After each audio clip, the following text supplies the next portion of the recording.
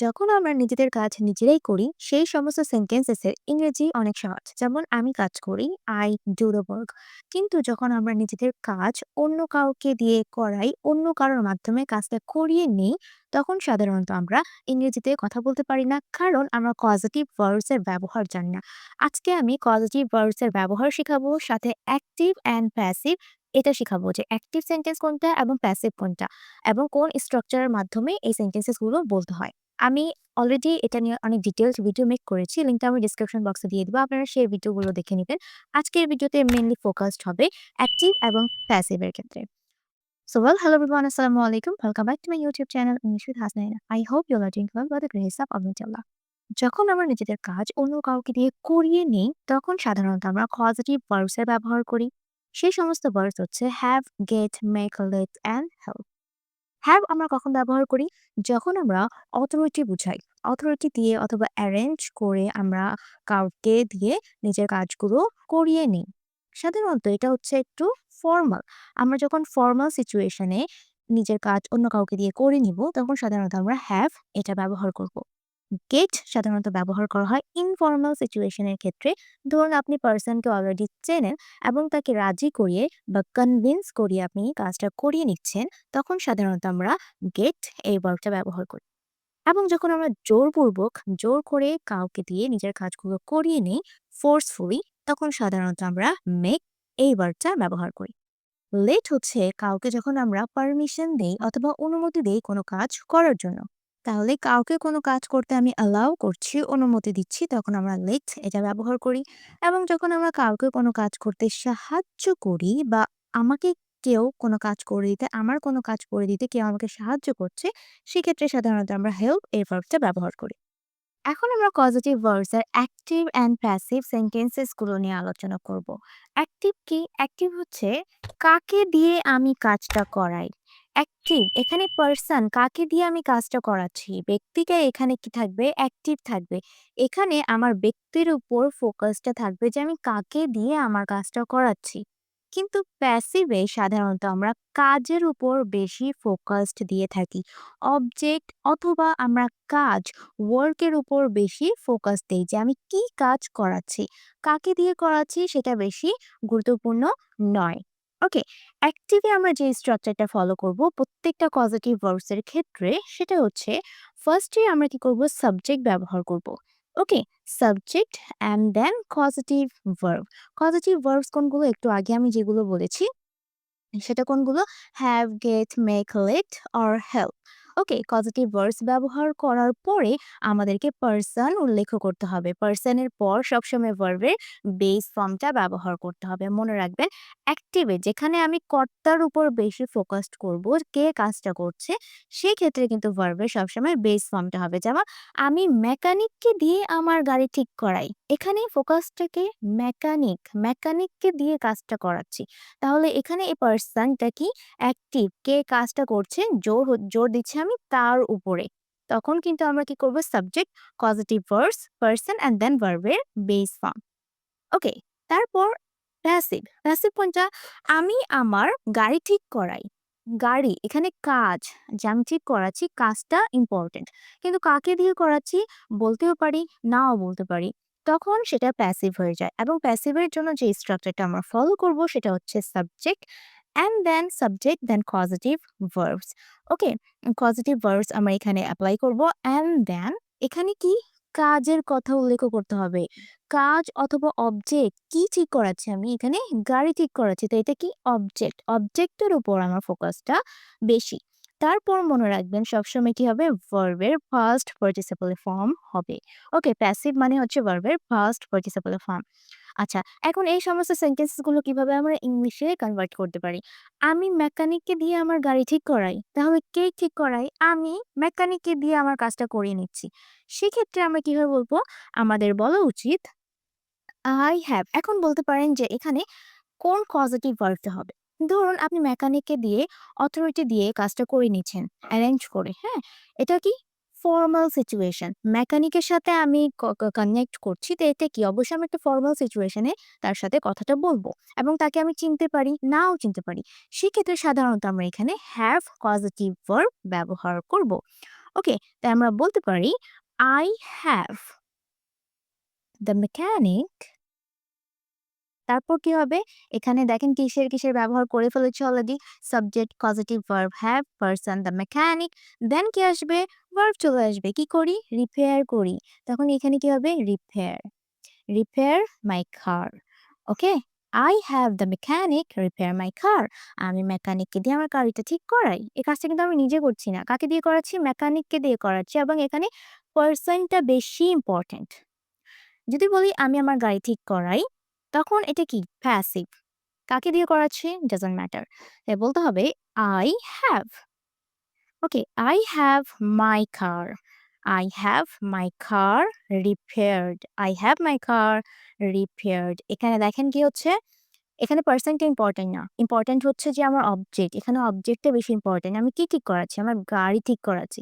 কাকে দিয়ে করাচ্ছি? সেটা গুরুত্বপূর্ণ নয়। যদিও আমি তাকে মেনশন করি যে আমি মেকানিককে দিয়ে আমার গাড়ি ঠিক করাচ্ছি। এক্ষেত্রে আমরা এভাবে বলতে পারি I have my car repaired by mechanic। ওকে? তারপর সে দর্জিকে দিয়ে পোশাক সেলাই করিয়েছে। এখানে দেখেন দর্জিকে দিয়ে। এখানে আমরা সাধারণত গেট পজিটিভ ভার্ব ব্যবহার করতে পারি। কেন?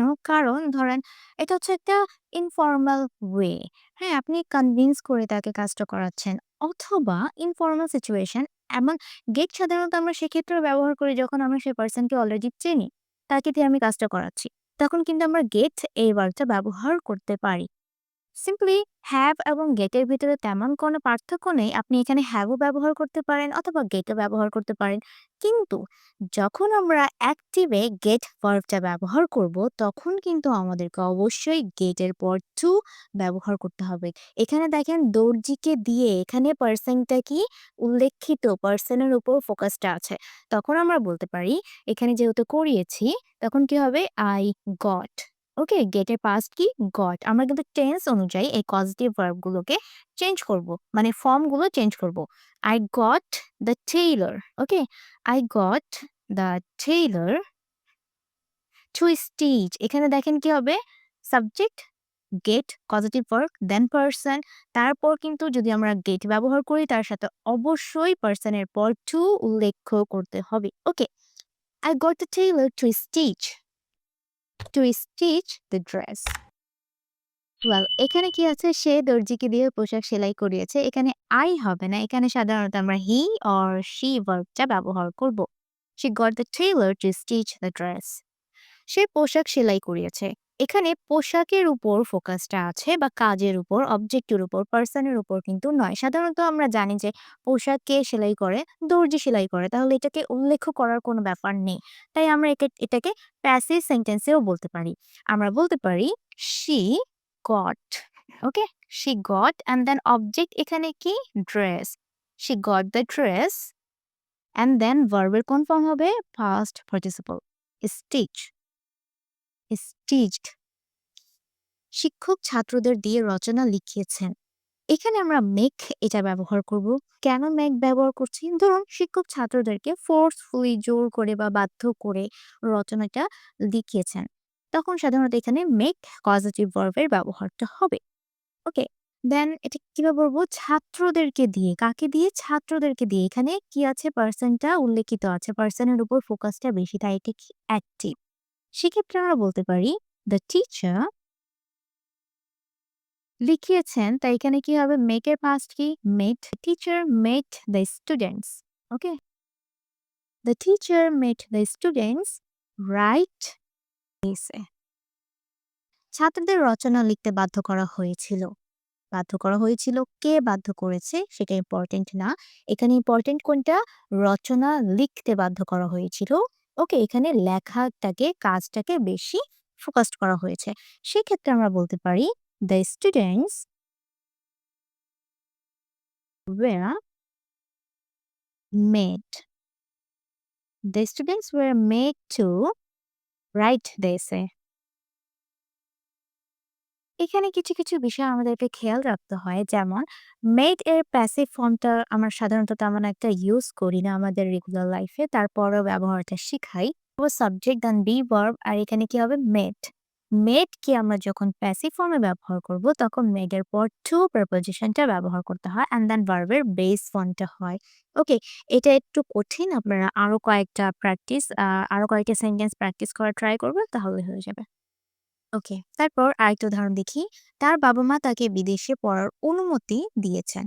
এখন আমরা যখন কাউকে কোনো কিছু করার অনুমতি দেই, তখন সাধারণত আমরা লেট এই কজেটিভ ভার্বটা ব্যবহার করি। তাই এখানে কি হবে? তার বাবা-মা, তাহলে কি হবে? Her parents. সাবজেক্ট এখানে কি? Her parents. হার প্যারেন্টস সাবজেক্টের পর কি আসবে? Causative verb. তাই দিয়েছেন, তাই এখানে কি হবে? লেট। হার তাকে দিয়েছেন, তাই এখানে কি হবে? এখানে কি আছে? পারসন, তাকে অনুমতি দিয়েছেন। এখানে পারসনের উপর ফোকাসটা বেশি। Her parents let her study, then কি হবে? ভার্বের বেস ফর্ম স্টাডি অ্যাব্রড। সাধারণত লেট পজিটিভ ভার্বের প্যাসিভ ফর্ম তেমন একটা ব্যবহার করা হয় না। তারপরও সেন্টেন্সে যদি এরকম বলতে হয়, তাকে বিদেশে পড়ার অনুমতি দেওয়া হয়েছিল। কে দিয়েছে? কর্তা এখানে ইম্পর্টেন্ট না, কিন্তু তাকে যে পারমিশন দেওয়া হয়েছে এখানে কাজটা ইম্পর্টেন্ট। সেক্ষেত্রে আমরা এখানে কি করতে পারি? আমরা সেন্টেন্সটা এভাবে বলতে পারি allow. Okay? Allow to. Okay? তাহলে কিভাবে সেন্টেন্সটা হবে? শি ওয়াজ, শি ওয়াজ দেওয়া হয়েছিল। তখন এখানে কি হবে? She was allowed. Okay, she was allowed to study abroad. Okay?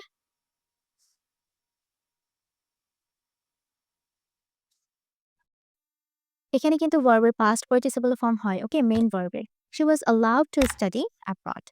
সে আমাকে কাজ শেষ করতে সাহায্য করেছে। তাহলে আমাকে অন্য কেউ সাহায্য করেছে। সেই ক্ষেত্রে আমরা এখানে হেল্প পজিটিভ ভার্বের ব্যবহার করব, তাই না? তাহলে কি হবে? She করেছে। She helped me.